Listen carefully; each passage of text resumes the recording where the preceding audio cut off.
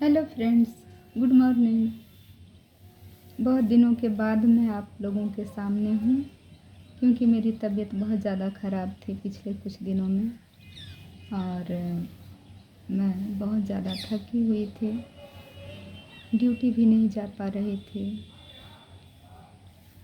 वजह यह है कि मेरा बेटा मेरे हस्बैंड मुझे छोड़कर चले गए हैं हमेशा के लिए। हमेशा के लिए कैसे कहूँ, लेकिन ऐसा लग रहा है कि अब की बार वे लोग हमेशा के लिए मुझे छोड़कर चले गए हैं। इसके पीछे कारण भी है।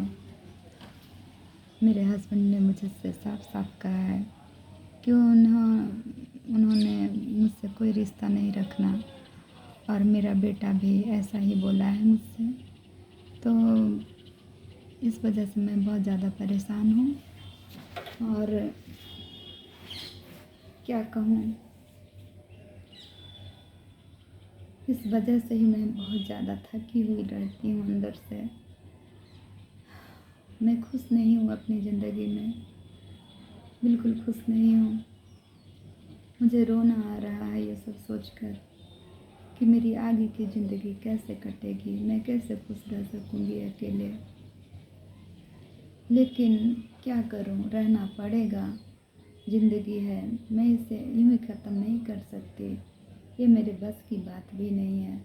अगर ऐसी कोई बात होती कि मैं बस एक झटके में अपनी ज़िंदगी बिना किसी दुख तकलीफ़ के ही ख़त्म कर लूँ, ऐसा संभव होता तो मैं ज़रूर ख़त्म कर लेती। इस ज़िंदगी का कोई मतलब नहीं है जिसमें अकेलापन है, उमस है, थकान है। मैं ऐसी ज़िंदगी नहीं पसंद करती। लेकिन मेरे हस्बैंड ने मुझे ऐसी ही ज़िंदगी दी है जीने के लिए, क्योंकि मेरी खुशी उन्हें रास नहीं आती है। मेरी खुशियाँ बहुत लोगों को पसंद नहीं है, जैसे कि मेरे ससुराल वाले, खासकर मेरी सास और मेरे हस्बैंड। उन दोनों को मेरी खुशी पसंद नहीं आती है। जब ही तो उन्होंने मेरी ज़िंदगी का सबसे कीमती चीज़ मुझसे छीन ली है। मेरी औलाद मुझसे छीन ली है। बचपन में ही जब वो पैदा हुआ था तब से ही कहें कि मेरे हस्बैंड ने मेरे बच्चे को छीनकर अपनी माँ की गोद में डाल दिया था और मुझे मेरे हालात पे जीने मरने के लिए ऐसे ही छोड़ दिया था। तुम खुद से कमाओ, खुद से खाओ, मुझे तुमसे कोई मतलब नहीं है। तुम अपने मायके से ये नहीं लाई, तुम अपने मायके से वो नहीं लाई, तुम्हारे बाप ने ये नहीं दिया, तुम्हारे बाप ने वो नहीं दिया। ऐसा सुनते सुनते मेरे कान पक गए थे। और ये सब उनकी माँ कहती थी, मेरे हस्बैंड भी कहते थे, लेकिन उनकी माँ ज़्यादा कहती थी। मेरे हस्बैंड भी कहते थे ये बात, लेकिन वो दूसरे ही तरीके से कहते थे। वो जताना चाहते थे अपने बिहेवियर से कि लो, तुम्हारे बाप ने ये नहीं दिया है, वो नहीं दिया है, तो मैं तुम्हें कभी खुश नहीं रखूँगा। तुम ऐसे ही परेशान रहोगी, ऐसे ही तुम मेरे प्यार के लिए, मेरे विश्वास के लिए, मेरे अपनेपन के लिए तुम तड़पती रहोगी। यहाँ तक कि तुम अपने बच्चे के लिए भी तड़पती रहोगी। मेरे हस्बैंड ने ऐसा ही जताया था। मैं इतनी पागल नहीं हूँ, पहले भी पागल नहीं थी जो मैं इन बातों को नहीं समझती थी। हाँ, इतना ज़रूर है कि पहले मेरे मुंह में ज़ुबान नहीं थी, मुझ में बोलने की हिम्मत नहीं थी, मेरे अंदर ताकत नहीं थी, क्योंकि मैं उन लोगों के भरोसे जी रही थी, उन लोगों के घर में थी, उन लोगों का दिया हुआ खा रही थी। ऐसी बात भी नहीं है।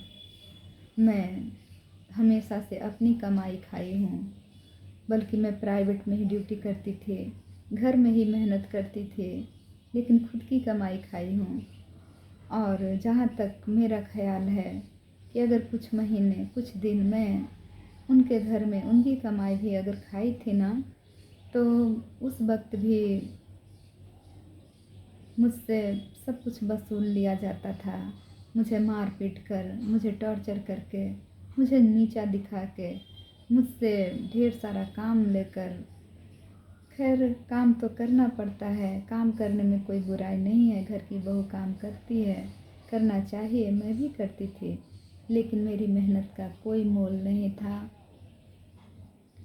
बस मैं जितना भी मेहनत करूं, जिनके लिए मैं जितना भी कुछ करूं, जितना भी पैर दबाऊं, बर्तन धोऊं, कपड़े धोऊं, घर के सारे काम करूं, खाना बनाऊं, सारा कुछ करूं, लेकिन उस काम का कोई मोल नहीं था उन लोगों की नज़र में। और मैं क्या कहूँ, इन सब चीज़ों के लिए मैं खुद भी जिम्मेदार हूँ।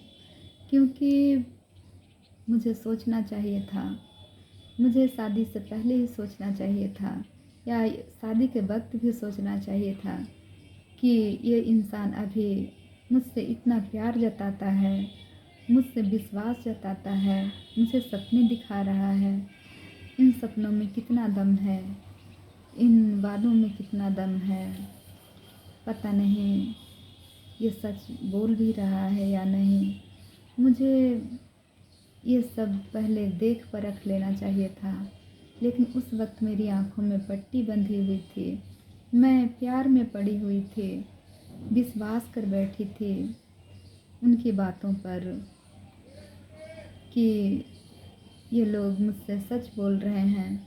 खासकर मेरे हस्बैंड मेरे लिए बहुत अच्छे हस्बैंड साबित होंगे, ये मेरे सपनों को उड़ान देंगे, ये मेरे दुख सुख में मेरा साथ देंगे।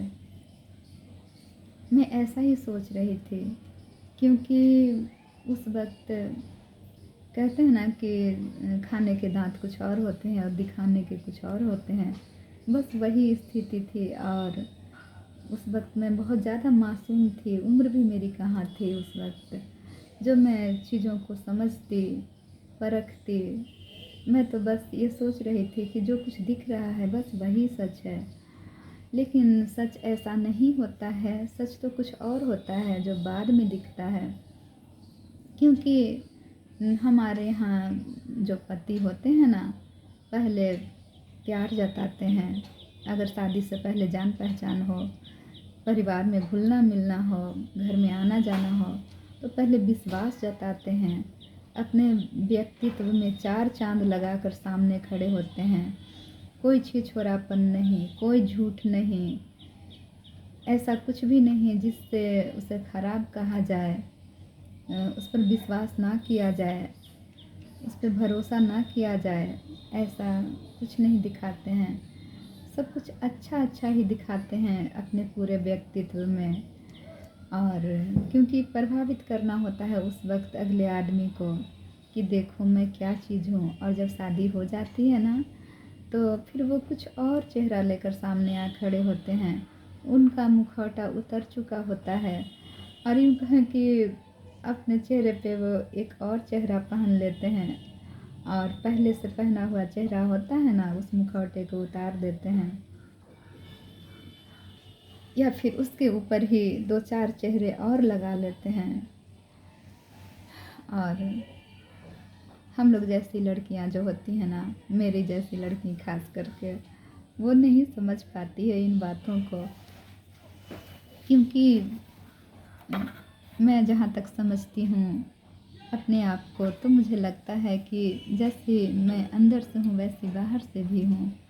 और बाकी लोग हैं दुनिया में, उनका व्यक्तित्व वही जाने। लेकिन मुझे पाला पड़ गया है अब तो ऐसे आदमी से, तो निभा रही हूँ। और अब है कि मैं इस बात को लेकर बहुत ज़्यादा परेशान हूँ कि उन्होंने ज़िंदगी में मुझे कोई खुशी नहीं दी, कोई सम्मान नहीं दिया, उपहार ना दिया तो ना सही, कुछ छीनने का हक भी नहीं था उन्हें। लेकिन उन्होंने तो मुझसे मेरी ज़िंदगी की सबसे कीमती चीज़ छीन ली, मेरी औलाद छीन लिया उन्होंने मुझसे। मेरी औलाद को छीनकर उन्होंने अपनी माँ की गोद में डाल दिया, मेरी इकलौती औलाद, जिसे मैंने शादी के 5 सालों के बाद पाया था। बहुत इंतज़ार के बाद, बहुत इलाज के बाद, बहुत कष्ट तकलीफ़ के बाद, और उन्होंने मेरा साथ कभी नहीं दिया था मेरे मुश्किल पलों में। जब मैं भूखी थी, जिस वक़्त मुझे इलाज की ज़रूरत थी, जिस वक़्त मुझे खाना चाहिए था, प्रेगनेंसी के टाइम में मैं अकेलापन महसूस करती थी। कोई भावनात्मक सपोर्ट नहीं, कोई देखभाल नहीं। उस वक़्त मैं अपनी ट्रेनिंग पूरी करने वाली थी, 3rd ईयर में थी, डिप्लोमा कर रही थी, नर्सिंग डिप्लोमा कर रही थी उस वक़्त मैं, और 3rd ईयर में थी। उसी वक़्त मैं प्रेग्नेंट थी। लेकिन जब पढ़ाई पूरी होने वाली थी ना, उस वक़्त एक दूसरा हेडेक भी था मेरे सर पे, क्योंकि मेरी प्रेगनेंसी का टाइम नज़दीक आ रहा था और कोई मेरी खोज खबर नहीं ले रहे थे सिवाय मेरे पापा के। मैं अपने पापा का एहसान मानती हूँ। मेरे पापा ने मेरी बहुत देखभाल की है। मेरे पापा ने ही मुझे नई ज़िंदगी दी है। मेरे पापा की वजह से ही मेरा बेटा आज ज़िंदा है, और जब मेरा बेटा ज़िंदा पैदा हुआ, सारा खर्च पापा ने किया, सारा देखभाल पापा ने किया। तब मेरे सास ससुर सामने आ खड़े हुए कि मेरा पोता है। मेरे हस्बैंड सामने आ खड़े हुए कि मेरा बेटा है। मुझे इस पर ज़्यादा अधिकार है।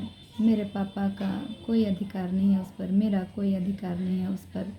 और मेरे हस्बैंड ने मेरे बच्चे को छीनकर अपनी माँ की गोद में डाल दिया था उसी वक्त, और मुझे मेरे हाल पे जीने मरने के लिए इस दुनिया में अकेला छोड़ दिया था। उस वक्त मैं बहुत रोई थी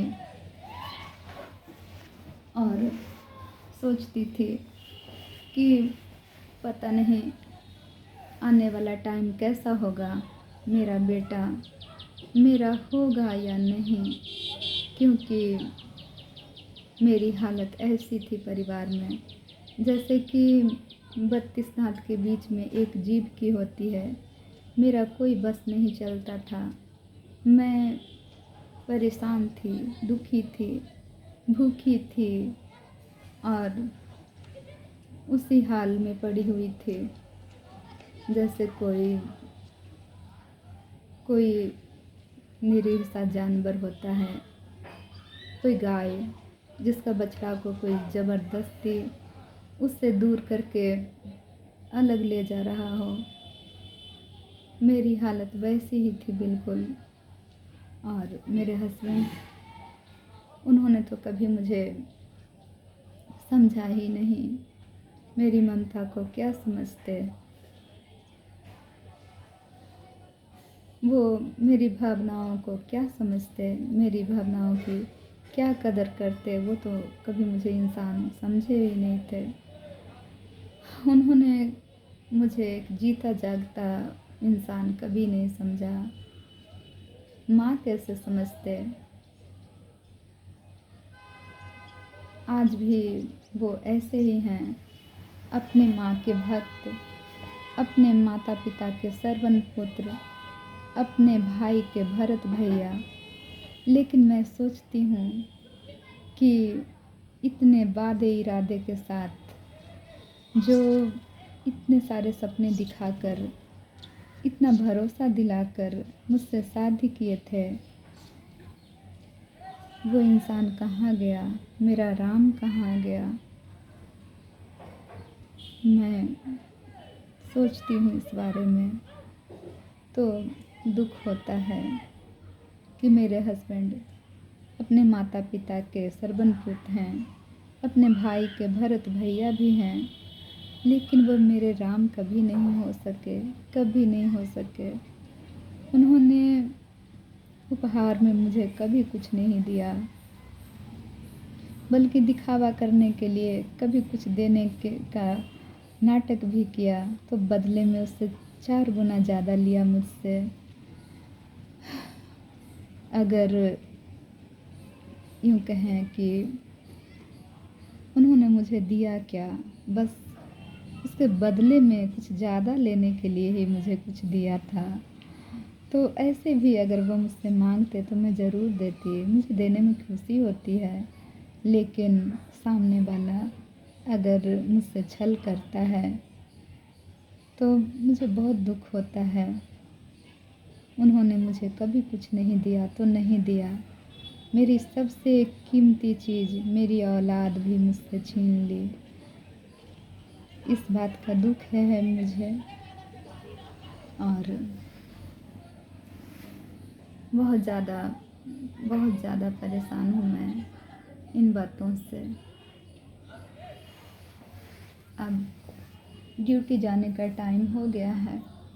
इधर देखें घाट पे बच्चे नहा रहे हैं पानी में। नदी में पानी बढ़ गया है।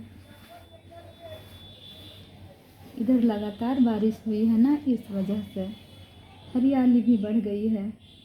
नीचे देख सकते हैं सारे पेड़ पौधे कितने हरे हैं।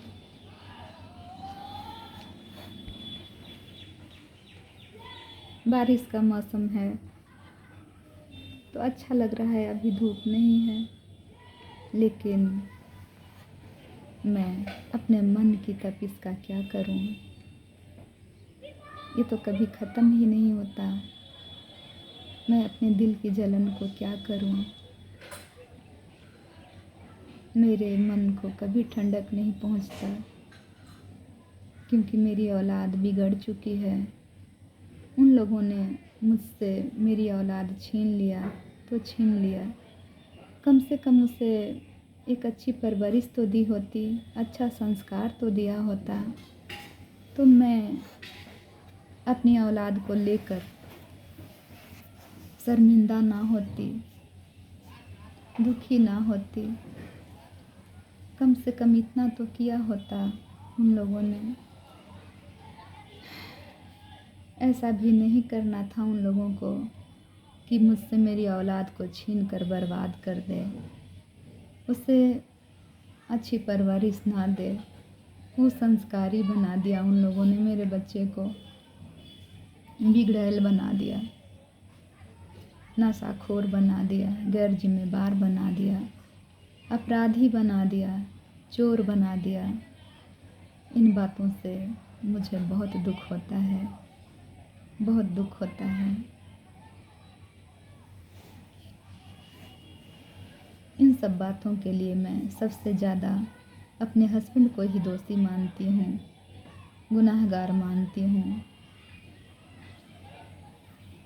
अच्छा, तो फिर मिलती हूँ अगले वीडियो में। बाय।